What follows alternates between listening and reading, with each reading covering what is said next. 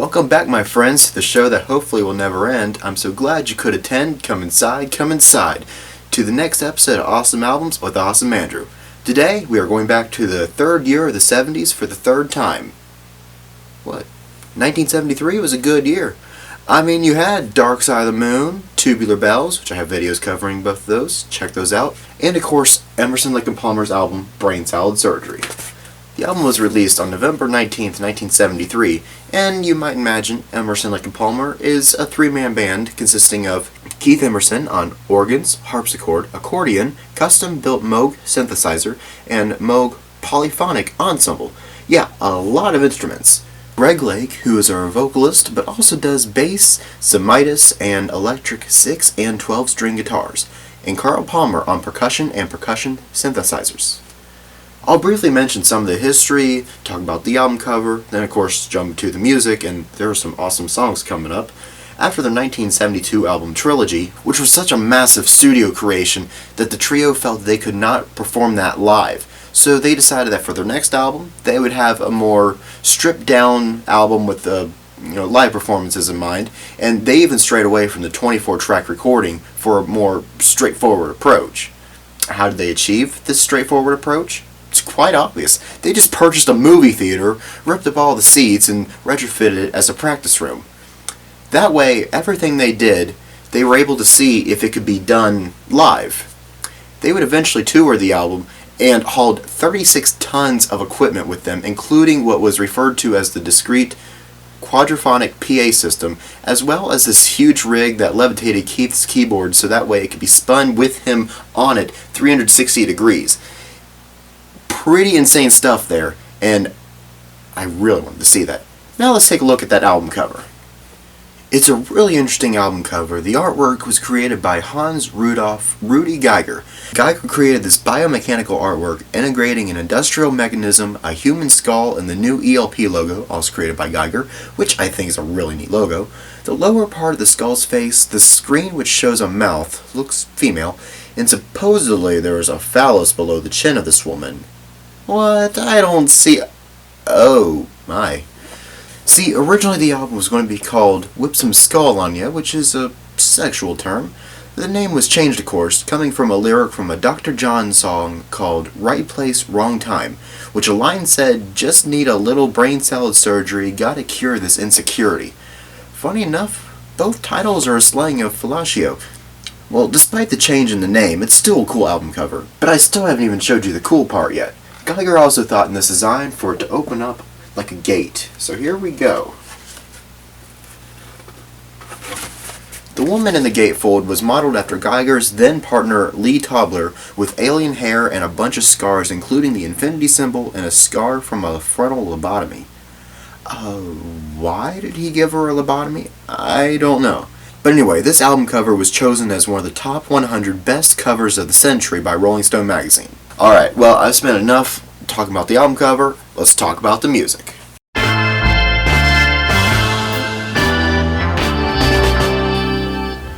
The first song is called Jerusalem. The song is an adaptation from Hubert Parry's hymn with lyrics from And Did Those Feet in Ancient Time, a poem from the preface to William Blake's Milton, a Poem. The poem was inspired by the apocryphal story that a young Jesus, accompanied by Joseph of Arimathea, a tin merchant, traveled to what is now England and visits Glastonbury during his unknown years.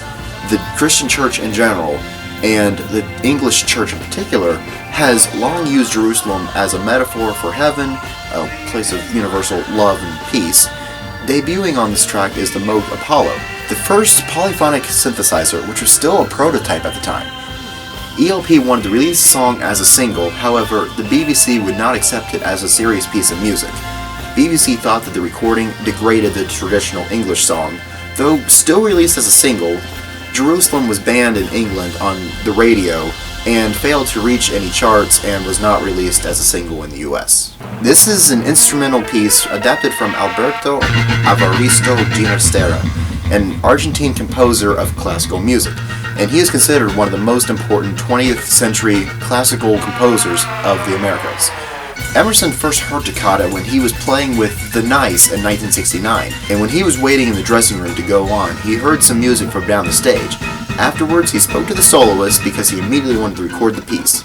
Later, when ELP was formed, he showed Greg and Carl the arrangement, and they loved it, and they couldn't wait to do their own recording.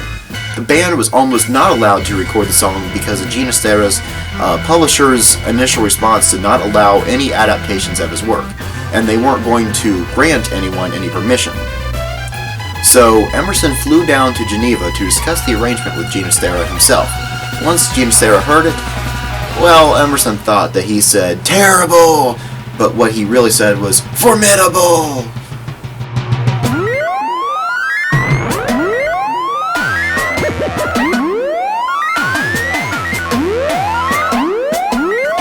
You hear a lot of sounds going on, and as much as you might want to believe, that is not keyboard. Those atmospheric sounds are actually coming from electronic drums.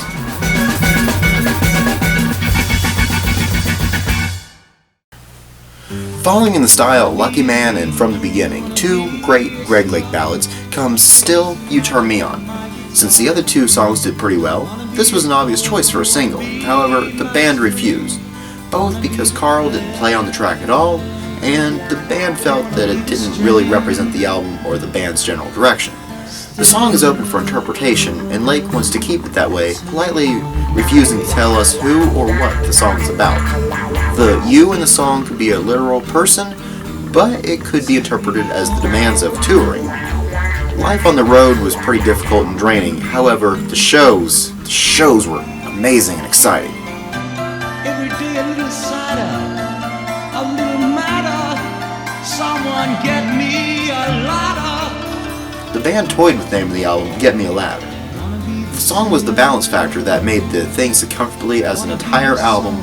Turn Me On was kind of a love song that brings a lot more of the passion of the music and a feeling of gentleness and tenderness. Benny the Bouncer is the comedy spot on the album. It follows the style of The Sheriff from Trilogy and Are You Ready, Eddie from Tarkus.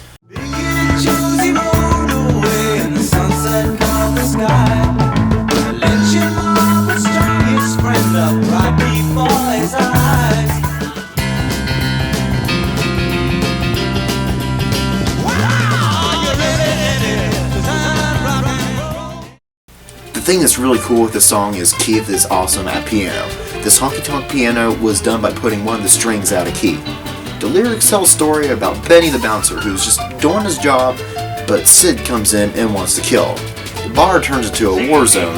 Benny, unfortunately, doesn't make it, but he is welcomed into heaven, acting as one of God's gatekeepers. Greg Lake said that when he was young, he would sometimes play shows with the gods at the Salisbury City Hall. And there was this bouncer who was like over 6 feet tall. He says 6'3". The guy never did anything because nobody wanted to mess with him. But this guy was basically Benny the Bouncer, and the Palais des Danses is the Salisbury City Hall. Like I said, this is the comedy track before the seriousness of Karn Evil 9, the piece that I feel makes the album. So here it is, Karn Evil 9.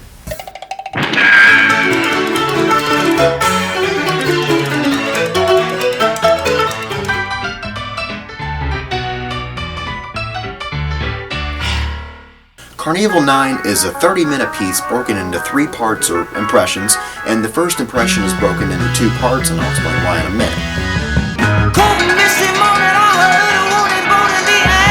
The song starts off as a warning. Karn Evil is a place and everything is heading for that place unless something can be done about it. The song then goes into the Ice Age and talks about man's lust for money, which leads to various wars. The original idea of the song was going to be a planet called Yanton 9, on which evil flourished. Peter Sinfield of King Crimson, in which Greg Lake was a part of, contributed heavily to the lyrics. He listened to the music, and then they developed the name Karn Evil 9 from their original idea, and from his comment that it sounded like a carnival. The first and second impressions generally followed the idea with humanities and exploitation. Afterward, the world is described as a carnival where elements of humanity are reduced to circus sideshows like We got thrills and shocks, supersonic body cars. See your hammers at the bars. Come inside. come inside. So many attractions are mentioned in the song, listing all of them would drag out this whole video. But basically, it's a satirical sideshow where there is so much violence it becomes funny in a sick kind of way, of course. It is believed that the number 9 had something to do with John Lennon. You know, Revolution 9 and Number 9 Dream. John Lennon was a big influence on Lake, but Lake says he has no idea what the number 9 has to do with anything. Another idea was from Emerson talking about Canton 9. Sinfield shot down the planned idea, but kept the number? I don't know.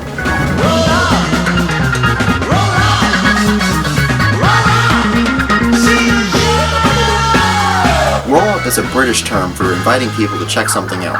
Paul McCartney used that at the beginning of the Beatles song Magical Mystery Tour.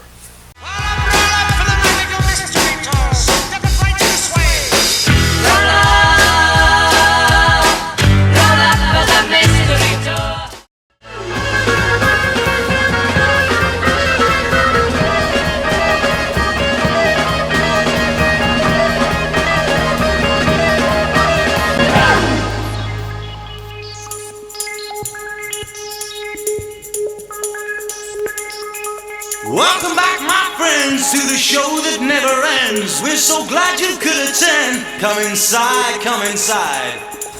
Alright, so you may have noticed right now, we're in a new song. But what if I told you that we flipped the record over? Don't believe me? Why else would they have the first impression broken up like that? Although original CD releases still have the 2 broken, subsequent releases have presented an uninterrupted version. Even though no part of Karn Evil 9 was released as a single, Part 2 is definitely the most famous part of it.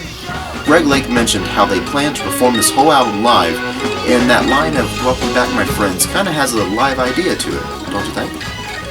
In this part of the song, they talk about the world being artificial, describing something natural like a blade of grass being some bizarre circus attraction.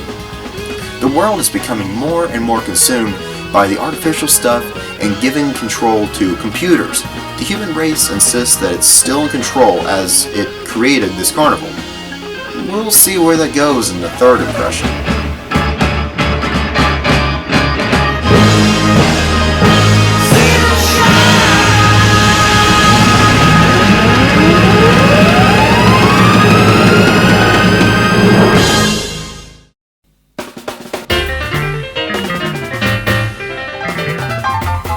The second impression is completely instrumental and pretty much highlights Keith Emerson's piano playing. Emerson says that this piano work expresses the restlessness of our times and the speed of change, and that it was originally written as a piano concerto. They structured it and used it as the second impression. The second impression symbolizes the blissful ignorance of humanity towards the impending danger of conquest of computers, which we will see now. This is the part where the computers have finally taken over civilization. It's funny that this was back in '73, computers were still in their infancy at this time, but ever since Mary Shelley's Frankenstein, man has been aware of the danger of being menaced by his own creations. In this scenario, man confronts his ultimate creation, the computer. The trumpet kind of sound that you heard was all played on the Lyra, a prototype of Moog's first synthesizer with a touch-sensitive keyboard. Keith Emerson said that the organ solo was improvised as well as he can remember, and he didn't think he brought the same one on the road when he played it live. Greg Lake says that people talk about computers because it's present. We use computers, and you can say there's no emotion in a computer, but it's what we are saying about a computer, and in this statement lies emotion. The whole concept of computers dominating people's life, there is one line in it.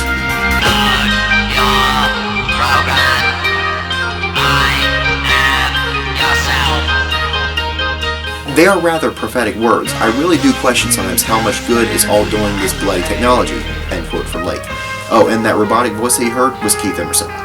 Karn Evil 9 is the only piece that Emerson is credited with vocals. Just a voice of the muse in the second impression, sped up, and then the robot voice in the third impression. As the song continues, finally the machines determine that they are the sentient beings and the new superior race. However, man is certainly putting up a fight. I want you to listen to this part. Man and computer arguing back and forth.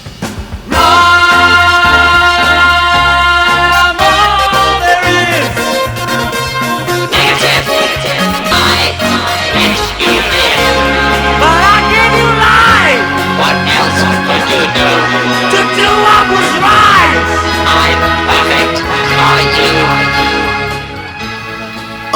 that line gets me every time.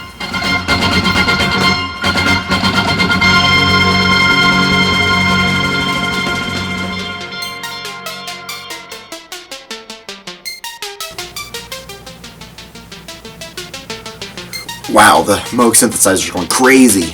It sped up to sound like a computer out of control. Emerson programmed each note one at a time. That's 24 notes in the pattern.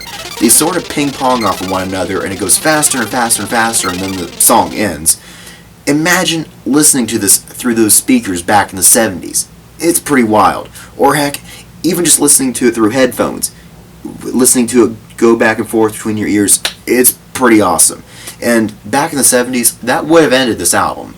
But I want to talk about a few additional songs that were recorded around the same time of Brain Salad Surgery, but didn't make it on the album for one reason or another. This instrumental track, When the Apple Blossoms Bloom in the Windmills of Your Mind, I'll Be Your Valentine Time, that is a mouthful. The title is an indication of ELP's collective sense of humor. Keith Emerson seems to love long titles involving apples. A title for a song from the Nice was Diamond Hard Blue Apples of the Moon. The song demonstrates the perfect collaboration between Moog Lyra and Moog Apollo. Here is, I guess, the title track that didn't make it onto the album, although it was recorded around that same time. Keith said they didn't want to include it on the album because he didn't want people to think that it was the reason for the name of the album, because it wasn't. In fact, the track was recorded after they got all the pieces of the album together and the artwork was done, and so it was basically a throwaway track, as said by Emerson. Some CD releases of Brain Salad Surgery include these two songs as bonus songs.